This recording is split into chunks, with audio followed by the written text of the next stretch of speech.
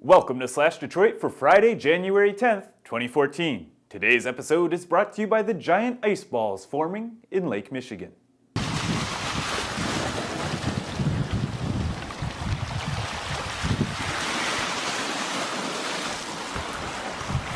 Speaking of giant balls, City Council member and President Pro Tem George Cushenberry is on week 2 of the job, and already controversy is brewing. On Tuesday, he was pulled over and cited for failing to signal. He had an empty bottle of rum in the car, and his passenger had medical marijuana, which police suspected was being illegally smoked in the vehicle. Police also say Cushenberry tried to drive away from the stop. Cushenberry says he only restarted his vehicle because the stop was lengthy and it was cold. Police are investigating whether an arrest should have been made. Cushenberry asserts that he was profiled by the white officers because he's black and driving an older car. In other City Council news, members were selected for 2-year committee assignments on Tuesday. Of those who voted against the Jones and Cushenberry leadership, only Councilman Spivey was given a chairmanship, that of the not-so-prestigious Internal Operations Committee. Public Health and Safety will be chaired by Benson, Planning and Economic Development by Leland, Neighborhood and Community Services by Sheffield, Budget, Finance, and Audit by Cushenberry, and Rules by Cushenberry as well. Notably, former City Council President Jenkins will not be chairing any committees. Yesterday, the Detroit Police Department released a 108-page plan of action to reduce crime and restructure the department.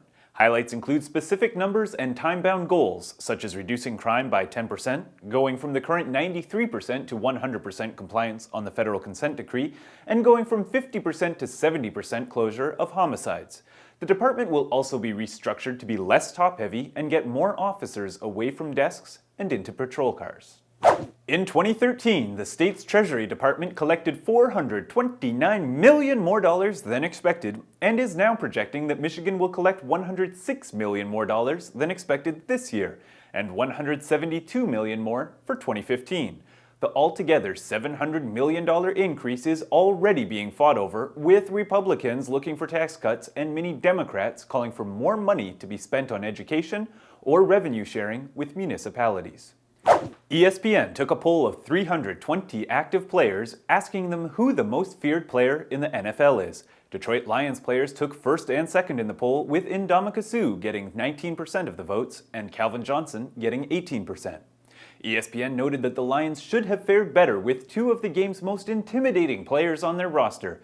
The search for a head coach who can make the most of the Lions' weapons continues.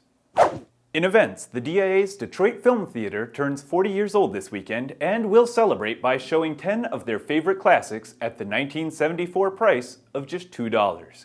Highlights include Spain's Talk to Her, showing at 9:30 tonight, and Hong Kong's In the Mood for Love, showing Saturday at 7 p.m.